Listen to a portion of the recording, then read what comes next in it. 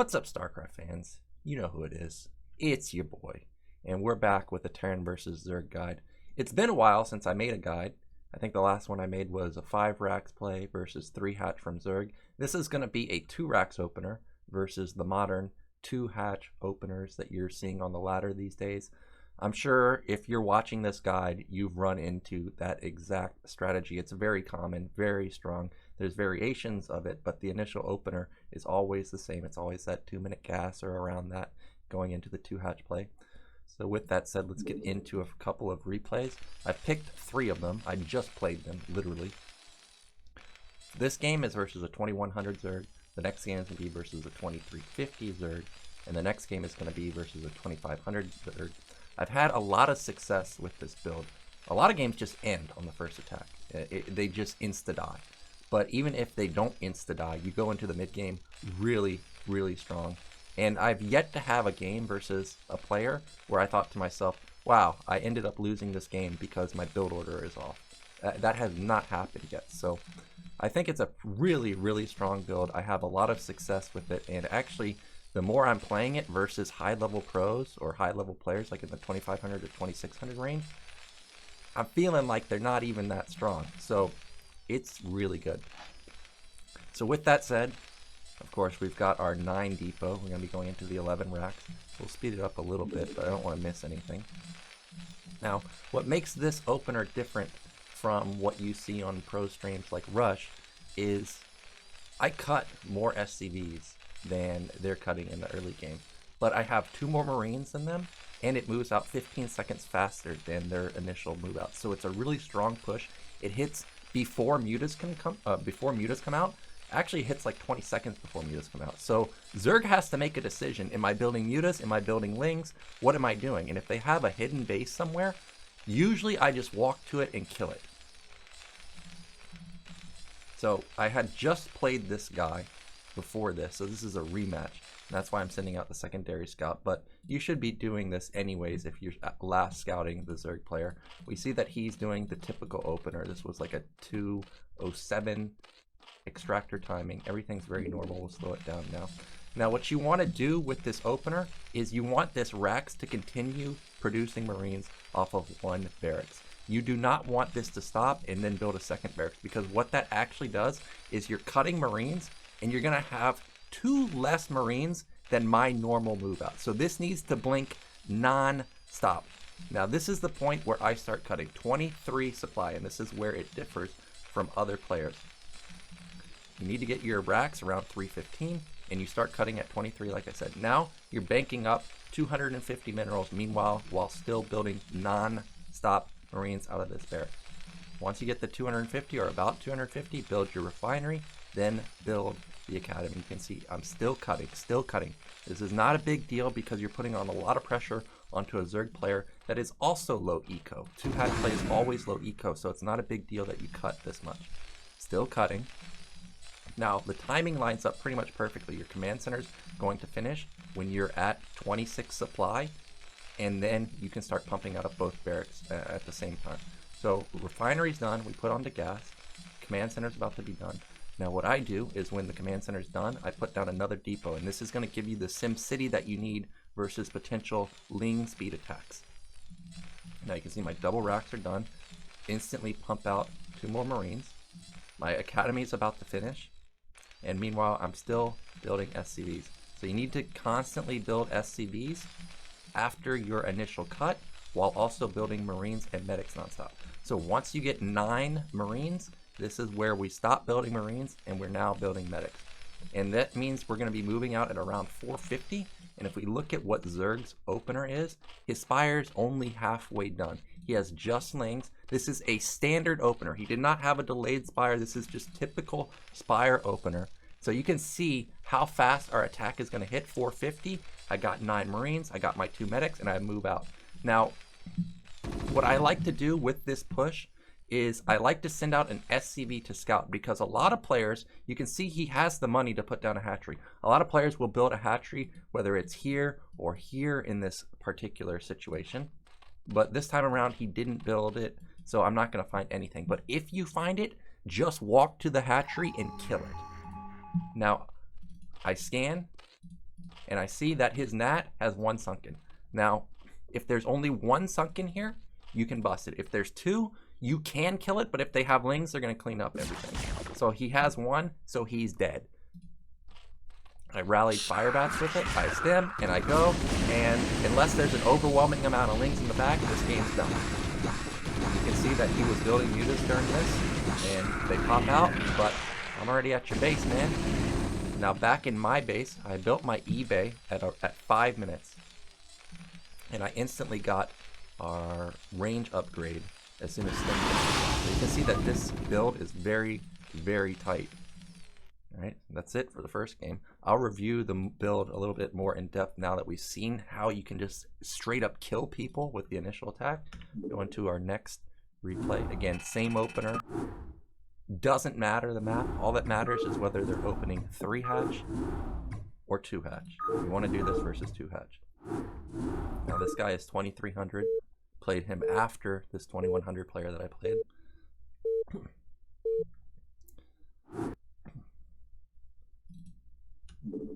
We'll speed it up a little bit. So on this map in particular, I like to wall off, but again, doesn't matter if you wall off, you could just build it in your main. I like the wall because it makes you super safe. Again, this was an 11 scout for my SCV. I'm going to come in here, see that this guy has a slightly later extractor, and what this means is he's going to have a little bit more money, and he's going to take a faster expansion. Now this guy was harassing my SCV here, so I was harassing his drone here. He ends up losing this drone, so he's not happy about that. But I'm going to slow it down now so you can see that I'm constantly just building Marines out of this barracks. A little bit different this time because since there was a wall, I had to lift it to get my SCV back in, but pretty much the same thing. Come down here, build my second racks a little bit faster than the last game because I want to catch up that Marine that I lost by lifting this racks. Again, I send my SCV back because I'm thinking from how Zerg players think. Zerg players think, I don't want this SCV to get into my base, so I'm going to leave lings on hold position. Alright, you can do that. I'm just going to go back to my main and mine a little bit extra money. Now he, of course, is going to see it, but not a big deal. Now we're approaching the time where I'm going to get my refinery. Academy is going to be coming down too. Again, I'm going to lift off my racks just a second, and this is going to be the Academy. So about a 335 to 340 Academy. And as I mentioned, this guy took a slightly later gas, so he's going to have a 3rd hatch, whether it's in his main or whether it's at another base, you don't know, but it's at another base this time. So again, this time around, I'm going to be moving out. I'm going to be sending an SCV to scout somewhere along the map, and I'm going to be looking for this base. So my 2 barracks are finished. What I like to send is I like to send 4 to 5 SCVs to my natural. If you send too many SCVs, your econ really gets rocked because remember, I cut SCVs all the way from 23 until my command center finished. So that's a lot of SCVs to lose. You lose like 2 SCVs doing that. So you need to make sure that if you're going to do that, your saturation is good across the board. So my academy is about to finish. See, I instantly start my medic. Now this is a little bit of a differing, well, it's still going to line up fine, but it's a little bit different here because I know that this medic is going to take a while to travel down here, so I was okay with building an additional Marine. Again, it's just 9, but it's only just 9, a little bit slower because I had to lift my racks. So my medic completes. Normally I'd be moving out right now. They do complete. You can see I have my SCV set up and getting ready to send it out to scout. And I send these Marines across the map to try and, put some pressure on. Now what I also like to do is I also like to get a scanner because sometimes you scout, you don't find anything here, you don't find anything here, you don't find anything here. And I really want to know what this guy's, I want to know if he's expanded. So I didn't find anything at top left. I scanned bottom right because my SCV is going to go over here eventually. And if I waste a scan, well, it's not a big deal. So I see it, he realizes that it's been scanned, and you can see I directly go here. And again, because this is just a standard opener from him, his Mutalisk, well, actually it's a little bit late. If we compare to the guy last game, this guy's Mutalisk was coming out at 545. This guy's Mutalisk are just starting. So this is a dead base. Now behind this, again, I start range. Now what makes this Okay, well now let's start talking about the mid game. So I start +1 weapon at around 6 minutes, 6:30, that's fine. And the reason you want to start it between 6 minutes and 6:30 is it takes 6 minutes to get to +2. So if you start at 6 minutes, you're going to get +2 around 12 minutes. And that's going to line up around a pretty good timing if they're going crazy zerg, which in this case looks like what he's doing because his +1 is already pretty much halfway done. Now again, this guy, he's going to try and kill this army, but he loses a decent amount of lings, and I think he lost at least 1 muta. He may lose a second one. So he's not even trading this that well for 9 marines. Now at 6:30-ish, I start my factory, and what this allows you to do is, of course, tech into your vessels quite quickly. Now behind this, you can see that my marine count is quite low because I ended up losing the 9 marines, but I started spamming out turrets around 6 minutes. You saw when I started +1, turrets were pretty much starting. And you want to build a lot of them. You want to build like 2 here. I would say you need to focus on key parts first, obviously. So 2 at your racks, 2 here, like 1 here, 1 here, and then generally like 1 here and 1 here. So like 6 or 7 turrets need to go up, and then a couple more to make sure you're quite tight versus the Mutalisk, because your marine count is not going to be that high whether you save the marines or not, because you're only on 2 barracks. So I instantly go into my starports. I took my gas when I built my factory. That's a key thing that I mentioned in all my TvZs, is you need to take your gas when you take your factory. But you can see that I have caught back up in SCVs quite fast. I'm all the way up to 40. I generally try to keep building them because there's no set time to stop building SCVs versus 2-hatch, because the muta harassment is always in your SCV line, always killing stuff, unlike 5 racks where you need to stop at 6:30. So just keep pumping them out. As you lose SCVs, it's okay, because look at his drone count, it's super low. He's low econ, even though, yeah, just keep building the SCVs, but you need to focus mostly on your marines, because since he's low econ, you got to make sure you don't overbuild SCVs and die, right? Because if I lose these marines, he can just attack anywhere, right? Well, of course, he's going to get through the turrets, but turrets are never going. You can see that my science, or my starport's about to finish. This guy found a little bit of a hole behind the minerals, not really. He gets punished for that. He do a couple healers and takes a lot of damage. Come into my mat, but again, I have turrets here. My marines are set up in a decent position, and he keeps whittling down my SCV count to around 40, but I mean, 38 probes or 38 SCVs, that's okay for 2-hatch. That's not a big deal, or for 2-base Terran. Really, you want to be around 45 SCVs. That's pretty much ideal. So I start my vessels, and oh, I guess I missed it, but my science facility is right here. And what I do when I start my science facility is I also start my eBay. So let's rewind that so you guys can see that. See that I have start my eBay, and then this is science facility, pretty much the same time, and I put on my double add-ons, meanwhile going up to 4 racks. If there's no muta harassment for whatever reason, the guy's not feeling confident to harass you, I've had games where I go into 5 racks, but generally 4 is about the number that I support in games like this. And again, you see that I'm just constantly building my SCVs. My eBay is complete, my science facility is done, I instantly start both upgrades, and I instantly get double vessel. Now from here, your SCV count should be pretty good, and you're looking to move out, so you don't really need to build that many SCVs now, because you're focusing on units, you're focusing on building up that army for a move out. All you have to do is make sure that the mutas do not whittle down your marine ball where you can't move out. So make sure you constantly build out of your barrack. And again, because I killed his 3rd hatch, his econ is super low. And even though I scanned his evolution chamber and it's scary, I know his econ is garbage. And actually behind this, he's not even going ultra, he's just all in. But even if he was, I know that his econ is not great, whereas I know for a fact that my econ is good. Now what I like to do after the first 2 vessels get out is I start to consolidate my army. and I look to move out, but because I scanned and saw that this guy's all in, doesn't have a lair, I sit here for a little while, and also you can see that I ended up losing the majority of Marines, so I gotta sit here anyways. But generally, I would be moving out at this moment with my first 2 vessels.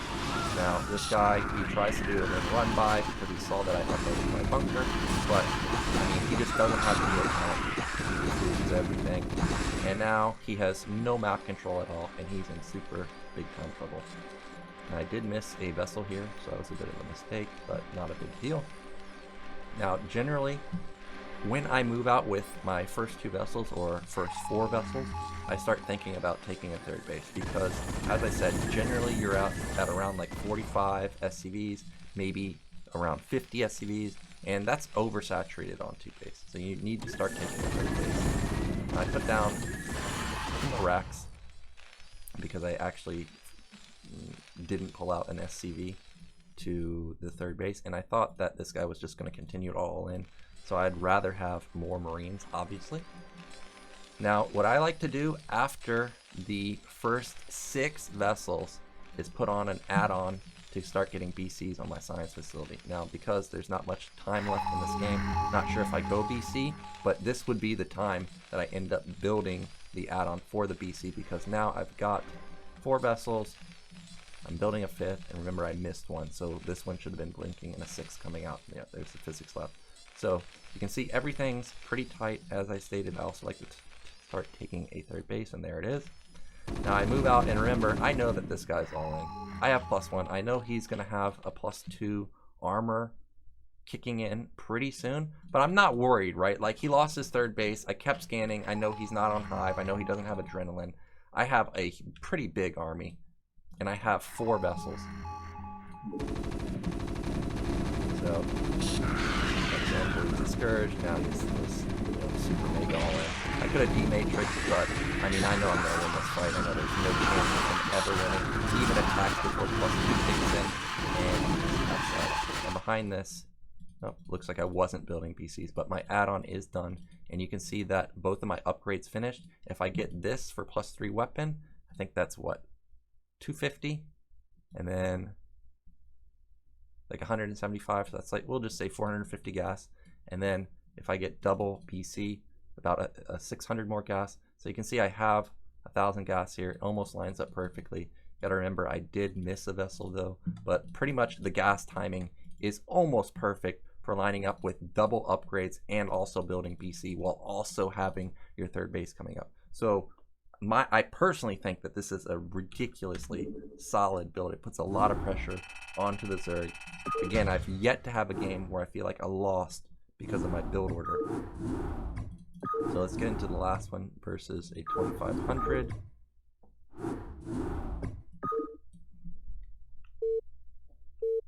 Again, I just played this like an hour before the other 2 games, so it's very fresh in my mind. And this guy is 2500. So this time around, Eclipse. Again, we're going to have the same idea. I'm going to be moving out with that push around 5 minutes, 450.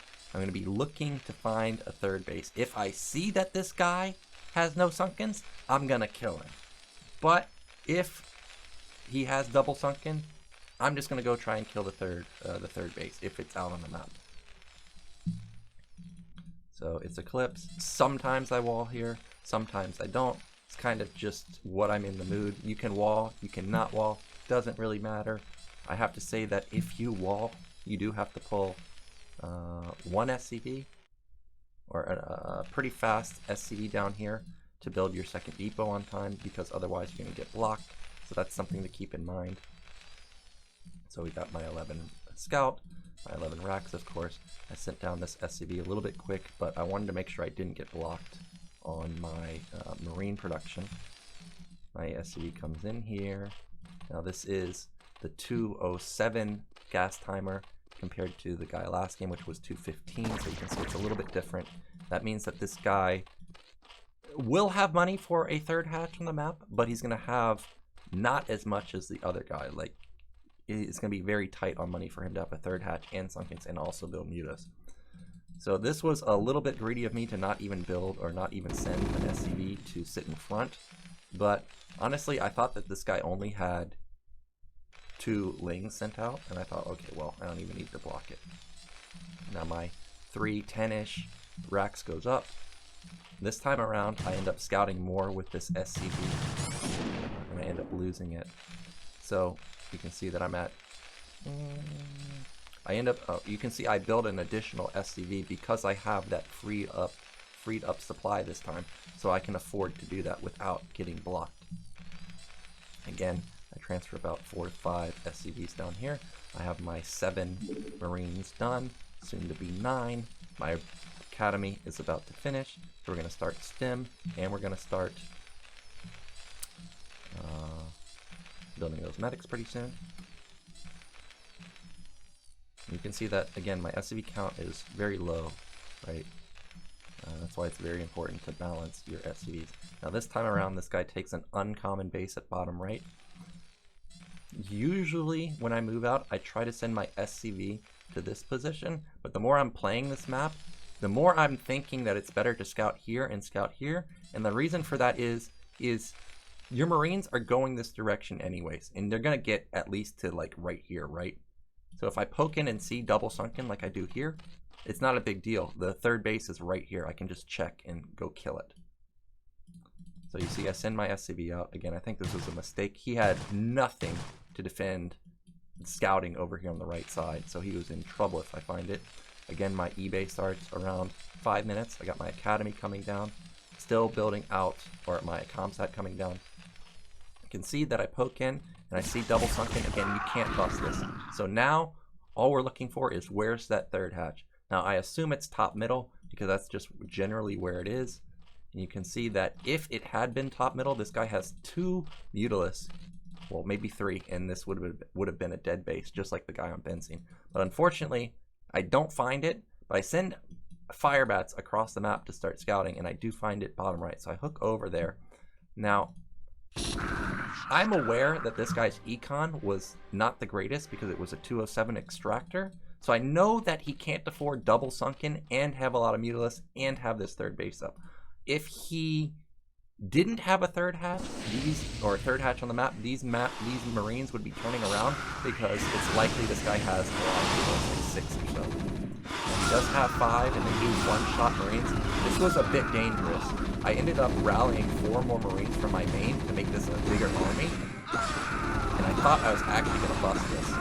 But I end up not busting it. He just barely holds with this small amount of mutas. But back in my main, I'm doing what I generally do. It looks like I missed +1. So I start my factory, and back at my natural, I'm spamming my turrets. Meanwhile, I'm still dealing a lot of damage to these Mutalisks. And now I finally start +1. So 650 +1 started. It's not the greatest timing, but again, this is going to give me like a 13-minute 2-1. So it's not horrible.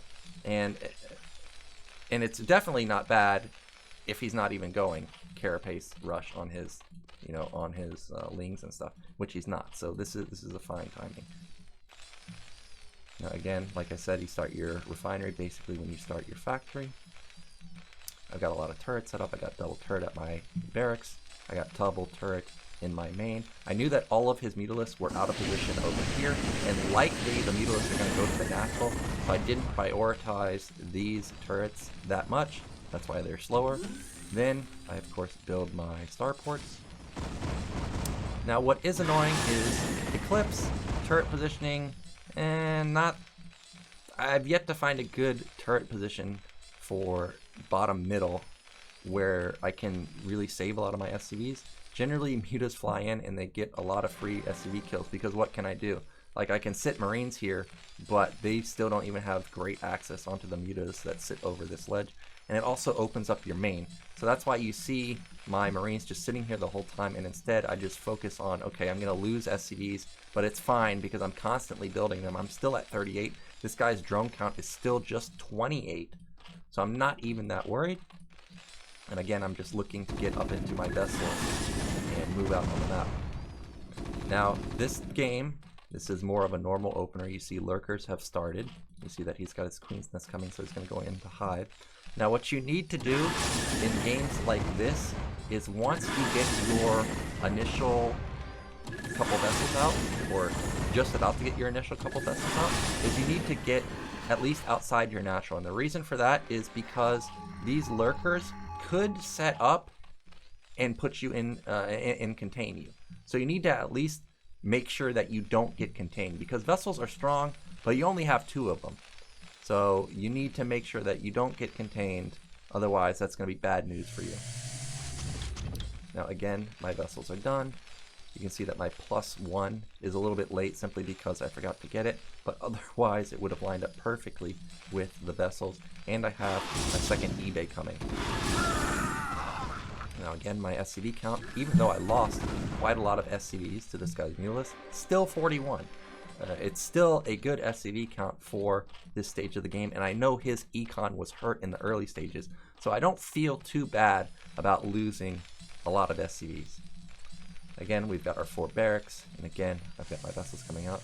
So now you see I'm moving out slightly ahead of time, because I know that lurkers could potentially be setting up for a contain momentarily, and you see that they are morphing right now, but not in position just yet. Let's speed it up a little bit, because this is mostly about build order, not necessarily what to do with your unit movement. So now that I have my first vessels out, I'm looking to move, and for some reason I was like macroing or something and I didn't see this, so it catches a few of my marines for free. But I have my double vessel. I'm going to irradiate these lurkers. He only has 6, well I mean 6 is quite a lot, but if I have like a big concave, I can easily overwhelm the remaining 4, I guess 5. But now that I see that it's 5 and I know that he still has a lot of Mulus support, I'm not too confident in exactly engaging this. He's trying to set up that contain, picks off one of my vessels, but I have 2 more pop out. And actually, if you notice that, let's rewind, is that after I used my 2 irradiates, I pulled my vessels back. This is something that I realized more and more as I kept playing. I was like, well, I use my irradiates, and I know I'm going to have 2 more vessels momentarily, and the chance that this guy attacks me when I don't have scan or don't have vessels is like very minimal. So why do I have these vessels with my army when they don't have energy and they just become a liability? I have to micro them versus Scourge. I have to make sure they don't get picked off by Scourge. So what I've been doing lately is as soon as I use my irradiates, I just send my vessels back to my main and make sure that they're safe and let them build up energy. So we'll see that in just a second, where I irradiate and I pull them back. Irradiate, irradiate. And I just pull them back to safety. Well, maybe I didn't pull them back far enough, but you get the idea, is that they're in a safer spot now. And I don't even have to worry about Scourge connecting, because that just is kind of suicide, right? This guy got a vessel, but he suicided 2 Mutilators. Now I start moving out with my power spike. I have this vessel should have been back here, but you know, I was trying to be fast, get my stuff out on the map, and I guess I misselected. Now I'm moving to the top side of the map. I don't exactly know why I was going up in this direction. I for some reason thought he might have top middle, but I know that's impossible because his econ is just not the greatest. So I don't know exactly why I went that direction. I probably should have gone to the right side because he has no lurkers there. You can see I scanned over here. Now, as I stated before, I like to start building my command center pretty much after my first couple of vessels, and that was the case. You can see that my command center is done. I've gone into 6 barracks. Again, I'm pumping out my vessels. I have, remember, I lost one of them, and I have the other 5 still alive. And so that means that I'm going to start building these BCs. Looks like I either didn't click this starport, or I didn't have enough minerals or supply or something to build my second BC, but you can see this one was building, and the second one should have been building. Now, I'm setting up a contain outside of his base to get an irradiate off. Let's see how I use these vessels. Do I lose them, or do I send them back? Okay, there's another vessel. Again, it looks like this time I was not as on top of it as usual, sending them back, but that's because I have stuff going on at the bottom side of the map, and those were isolated vessels. Those easily could have got picked off, but I got lucky that he didn't pick them off. Now, all of these vessels have pretty much 75 energy, That's why I just continue to keep them out on the map. Let's see if I send this one back. Maybe not. Also, you have to remember that this guy's a 2500 player, and generally I want to win, right? So sometimes I'm not thinking as clear as I should be. I'm like, I just want to kill this guy. But I'm doing a good job keeping him just on 3 base. For Zerg to only be on 3 base at 15 minutes is pretty good. Now this is a mistake, huge mistake. Why are my vessels going up there? I lose 1 of them, 2 of them, probably 3 of them. But now I have my 3 BCs, and I know bottom right is very, very open. There's no defense, there's no anti-air, and I irradiated some of his Scourge and Mutalisk. So I send my BCs over here. Unfortunately, some Lings are randomly here, and my BCs, I didn't target fire anything, so they get drawn back, and now my BCs come, but these Spores get up in time, and Mutalisk get across the map, and Spores get set up. Meanwhile, I got backstabbed at the same time, so I wasn't paying that good of attention to what's going on. Defiler barely survives. Now, generally, what I do with BCs is I like to get an armory and start +1. I think I had one, or maybe, yeah, I had one, but this is late. I like to build it when I start building BC, or I like to, when I put on my add-on, I like to put an armory down, because that pretty much lines up when you're going to start building the BCs. Then BCs take a long time, and generally I don't attack with 2 BCs unless I'm really got a lot, or unless I really got a lot of map control, where I can just punish everywhere. I generally like to wait for 4, and when you wait for 4, your +1's going to be done, which means you're going to be one-shotting all the Scourge if they ended up going into armor. This time around, he didn't go for armor, so it wasn't a big deal, but it also helps deal with these Ultras. Now the Ultras are +4, but again, I'm not too worried because I have +3 because I rush +2.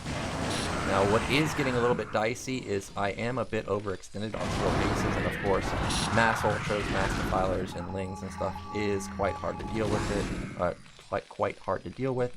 And this is where the 2500 skill level starts getting in. This is where the multitask starts kicking in when he attacks with small amounts of units. It's not just Ling Ultra, there's also Defilers mixed in. It's starting to get crazy, and I'm slowly losing control of this game.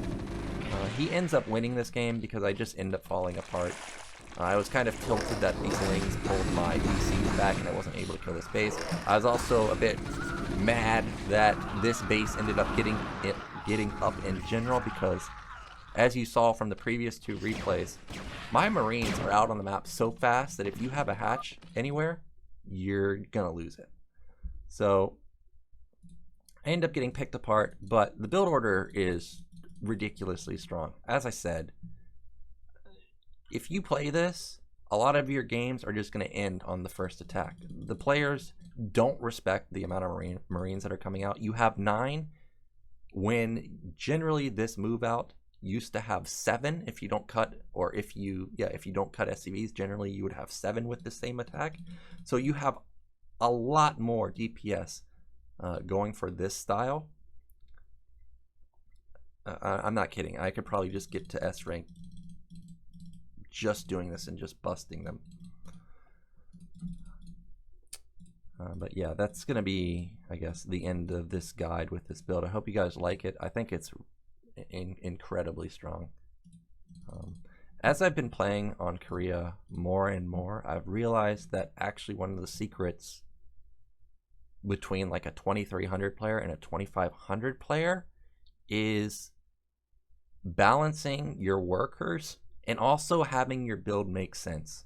I know that sounds obvious, but if you're going to pressure someone, why would you cut units, right? But if you're going to pressure and you're going to cut SCVs, then you need to rebuild those SCVs up if you're going to go into mid or late game.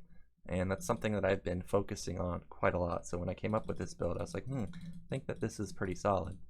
But yeah, guys, this is going to be it for the games, or for the build. Thank you for watching. Oh, one last thing. You can see I have 4 starports this game. That's not what I usually do. I end up usually going into 3 starports if I have 4 bases or 3 bases. This time I went 4 because I had a lot of money. I was dictating the flow of the game. I thought it was going well until I started getting picked apart, and I wanted to see, okay, if I build 4 BCs at a time or 4 vessels at a time, how does that actually pan out? Well, ended up getting picked apart before that happened, so not really sure, but generally I'm on 3 starports, and it's really, really strong. So that's it, guys. Thank you for watching. Bye-bye.